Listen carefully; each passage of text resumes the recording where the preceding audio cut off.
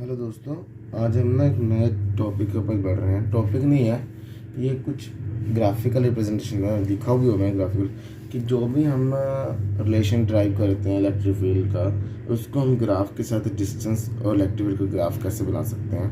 पहले हमने लिया पॉइंट चार्ज। पॉइंट चार्ज का फॉर्मूला तो आपको पता है 1/4πε0 Q/r²। देखो मैंने क्या किया है, जो इलेक्ट्रिक फील्ड है पॉइंट चार्ज के लिए वो कैसे वेरी करती है, इनवर्सली प्रोपोर्शनल वेरी करती है किसके, डिस्टेंस के। आर क्या होता है, डिस्टेंस की इनवर्सली प्रोपोर्शनल। तो जैसे जैसे मेरी आर की वैल्यू बढ़ती जाएगी वैसे मेरी इलेक्ट्रिक फील्ड की वैल्यू कम होती जाएगी। पर ये डिपेंड करो स्क्वायर है। अब देखो पहले इलेक्ट्रिक फील्ड की वैल्यू देखो, यहाँ पे मैंने पॉइंट मार्क किया। अगर इससे मैं डॉटर नीचे लेकर जाऊँ, ठीक है, यहाँ पे आर की वैल्यू सपोज कर लो 0.1 है। आर की वैल्यू कम है, इलेक्ट्रिक फील्ड की वैल्यू बहुत ज़्यादा है। जैसे जैसे बढ़ते जा रहे हैं आर की वैल्यू बढ़ रही है, इलेक्ट्रिक फील्ड की वैल्यू कम होती जा रही है। और इस पॉइंट पे सपोज कर आर की वैल्यू 3 है तो इलेक्ट्रिक फील्ड वैल्यू कम होगी, 3 का स्क्वायर 9। पर देखो ये ना मैंने जोड़ा नहीं है, आपको दिख रहा होगा ये जो लाइन है इस एक्सिस के साथ जोड़ी नहीं है। ये कब जुड़ेगी, ये देखो जब आर की वैल्यू इनफाइनाइट हो जाएगी।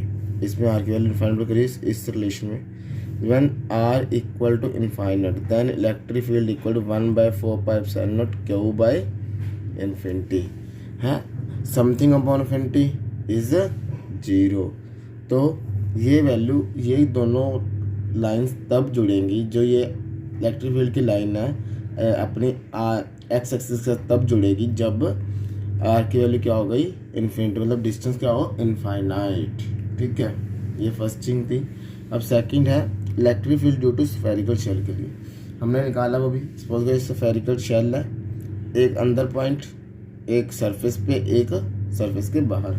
अंदर क्या होती है इलेक्ट्रिक फील्ड की वैल्यू 0, अंदर होती है इलेक्ट्रिक फील्ड की वैल्यू 0।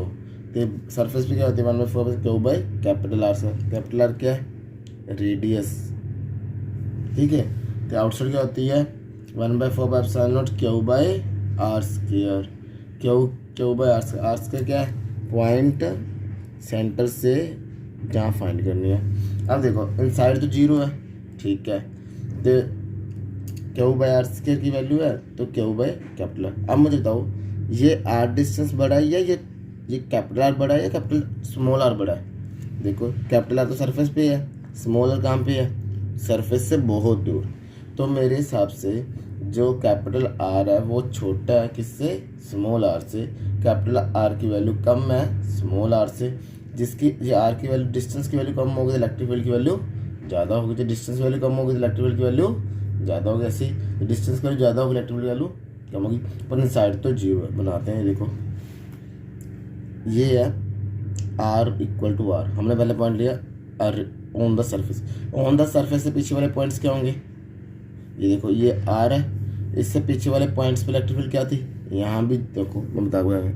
हम बड़ा सर्फ ये है, यहाँ तक डिस्टेंस है कैपिटल आर, यहाँ तक डिस्टेंस क्या है कैपिटल आर। अब यहाँ पॉइंट फाइंड कर लो, यहाँ फाइंड कर लो, यहाँ फाइंड कर लो। इन तीनों पॉइंट्स पे इलेक्ट्रिक फील्ड की वैल्यू क्या है, 0। तो कैपिटल आर से पहले इलेक्ट्रिक फील्ड की वैल्यू क्या हो गई, 0। अब शुरुआत क्या करते हैं, यहाँ पे मैंने एक डॉट मारा है, क्यों, सिर्फ कैपिटल आर पे सरफेस पे इलेक्ट्रिक फील्ड की वैल्यू क्या होगी, मैक्सिमम होगी। क्यों मैक्सिमम होगी, क्योंकि सरफेस पे ही इलेक्ट्रिक फील्ड आ रही है, शुरुआत हो रही है। इलेक्ट्रिक फील्ड की वैल्यू कब शुरुआत हो रही है, जब हम सरफेस पे पहुँच गए। तो उसमें आर की वैल्यू क्या है, कम है, क्योंकि उसके बाहर तुम ये वाला पॉइंट ले लो, ये वाला पॉइंट ले लो और ये वाला, 3 पॉइंट्स कोई भी ले लो, ज़्यादा भी ले सकते हो। सभी जगह पे इलेक्ट्रिक फील्ड की वैल्यू कम ही होगी, क्योंकि सभी का डिस्टेंस क्या है, कैपिटल आर से कम है। तो ये मैक्सिमम शो करने के लिए मैंने सबसे ऊपर पॉइंट किया। उसके बाद इलेक्ट्रिक फील्ड की वैल्यू कम होती जा रही है, जैसे वहाँ कम है, क्योंकि कैसे कम हो रही है 1/r²। ऐसी डिग्री 0 की तरफ पॉइंट नहीं कर रहा, क्योंकि 0 के साथ जुड़ नहीं रहा, नीचे एक्स एक्सिस के साथ क्यों जुड़ रहा है, क्योंकि हमें पता ही है कि इनफाइनाइट पे जुड़ेगा। लास्ट पॉइंट है इनफाइनाइट लॉन्ग कंडक्टर, और इसका फॉर्मूला क्या 1/4πε λ/r। आई थिंक 2 है यहाँ पे आई थिंक 2 है, ठीक है। अब देखो इसमें इलेक्ट्रिक फील्ड वेरी कैसे कर रहा है, इलेक्ट्रिक फील्ड की वेरी कर रही है 1/r। वहाँ पे ऊपर वाले पॉइंट में कैसे वेरी कर रहा था, 1/r आर स्क्वायर और इस वाले पॉइंट में 1/r। तो देखो मेरे जो मैंने ग्राफ बनाया आपको दिख रहा होगा, ये वाला ग्राफ में ये गैप आपस के अंदर गैप कम है, ये भी गैप कम है, बट जो मैं 1/r का ग्राफ बना रहा हूँ इसके अंदर एक गैप ज़्यादा है। क्यों ज़्यादा है, क्यों नहीं ज़्यादा? देखो इलेक्ट्रिक फील्ड की वैल्यू कम बहुत हो जाती है। अगर सपोज करो मैं एक पॉइंट लेकर बताता हूँ आपको, ये ग्राफ तो ऐसे ही बनेगा, ऐसे ही कर्व में जाएगा, पर क्यों गैप बड़ा क्यों गैप छोटा? देखो पहले पॉइंट के लिए सोल्व करते हैं। पॉइंट चार्ज, इलेक्ट्रिक फील्ड की वैल्यू क्या है? 1/4πε0 Q/r स्क्वायर, दिख रहा होगा पूरा। अब r की वैल्यू ले लो 2, Q की वैल्यू लो 1, तो इलेक्ट्रिक फील्ड की वैल्यू क्या है? 9 × 10⁴ पॉइंट चार्ज क्या बनेगा?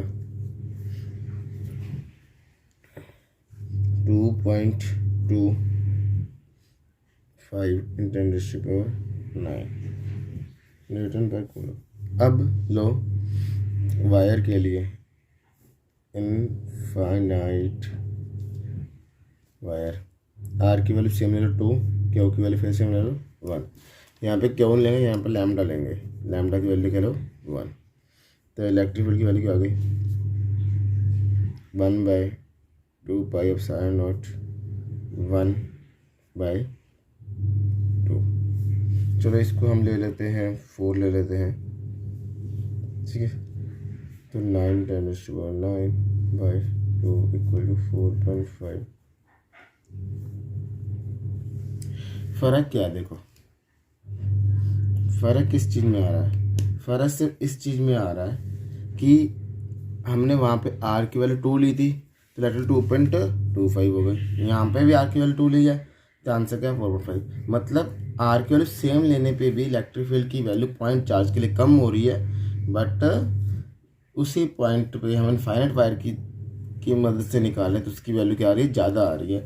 इसलिए मुझे ज़्यादा गैप शो करना पड़ेगा, क्योंकि इलेक्ट्रिक फील्ड की वैल्यू r से वेरी तो कर रही है, बट कम वेरी हो रही है, मतलब उसकी वैल्यू में फ़र्क आ रहा है। ऊपर वाली क्यों बनाई वेरी?